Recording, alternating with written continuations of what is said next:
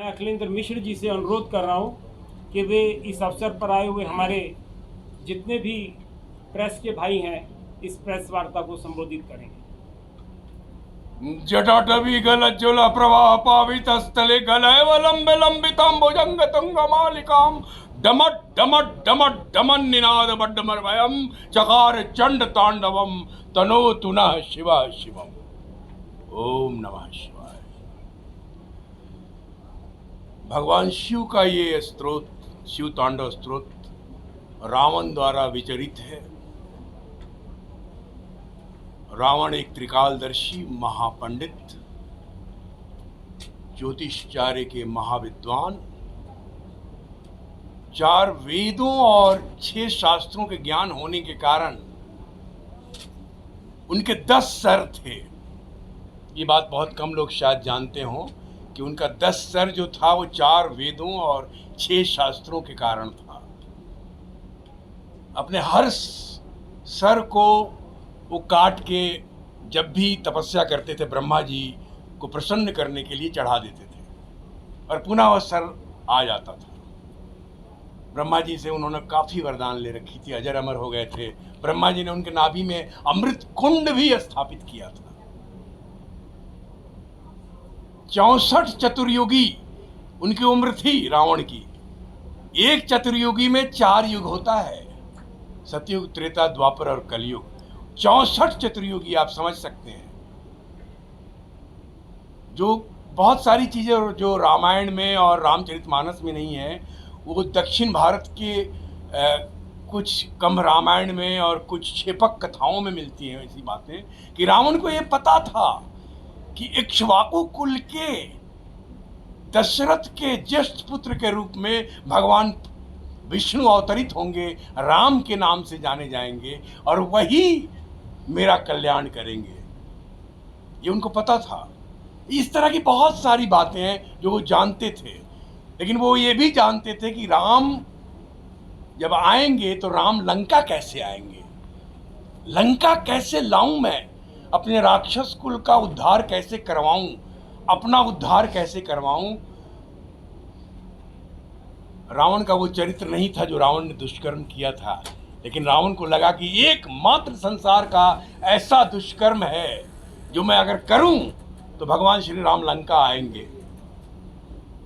ये क्षेपक कथाओं की बात कह रहा हूं मैं।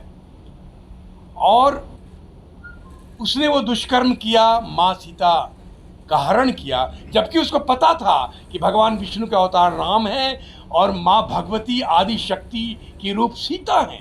पता था। रावण ने सीता मैया को छुआ तक नहीं था। जब उसने हरण की थी तो जमीन के साथ, अपने नाखून से जमीन के साथ उठाया था, मिट्टी के साथ। अशोक वाटिका में भी एक भी पुरुष नहीं थे, सबकी सब स्त्रियां थी, राक्षसनी थी, सबके सब। ऐसा चरित्र था रावण का। उसका एकमात्र मकसद था कि राम आए और राम हमारे राक्षस कुल का और हमारा उद्धार करें। और वही हुआ, वही हुआ।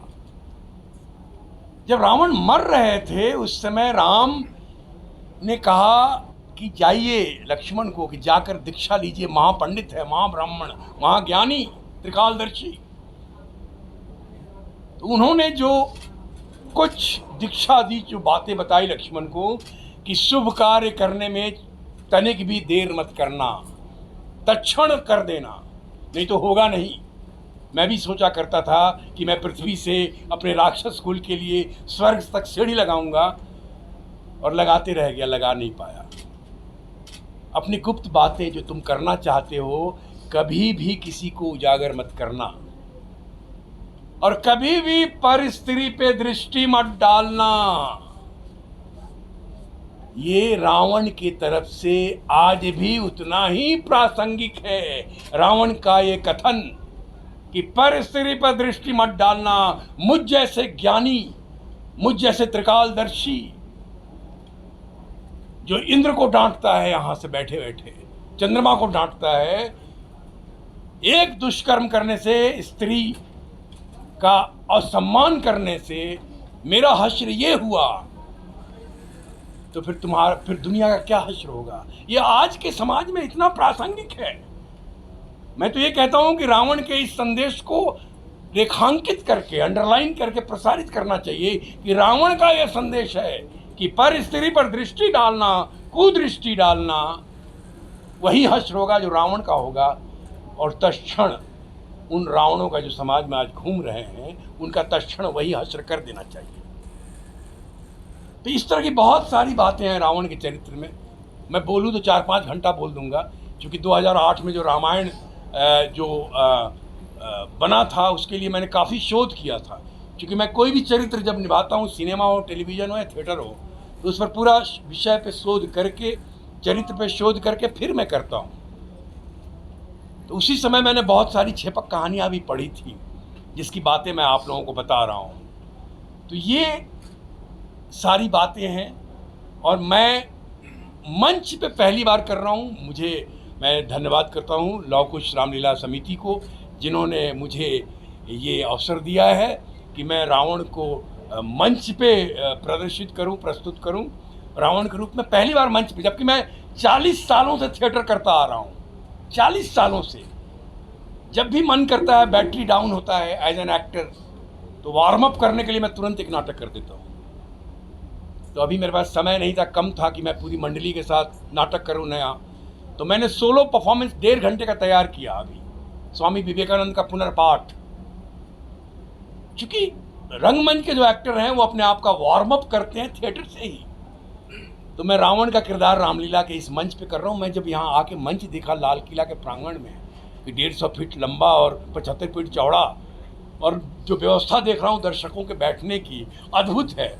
मैं बहुत उत्साहित हूँ, इनफैक्ट मैं बताऊँ, और मैं बहुत कॉन्शियस भी हूँ, और मेरे लिए बहुत बड़ा चैलेंज भी है।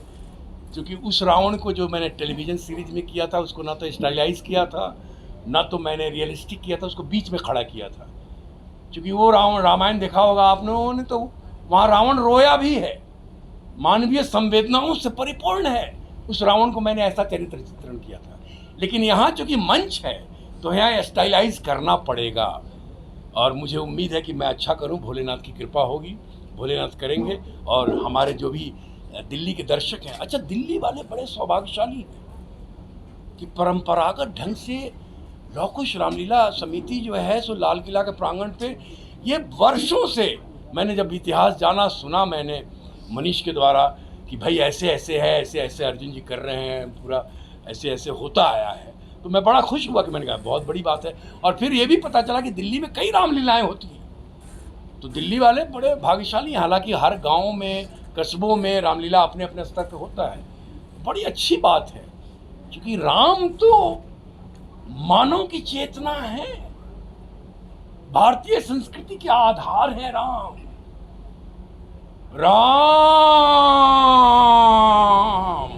मूलाधार से सहस्रार्थ तक की यात्रा है राम।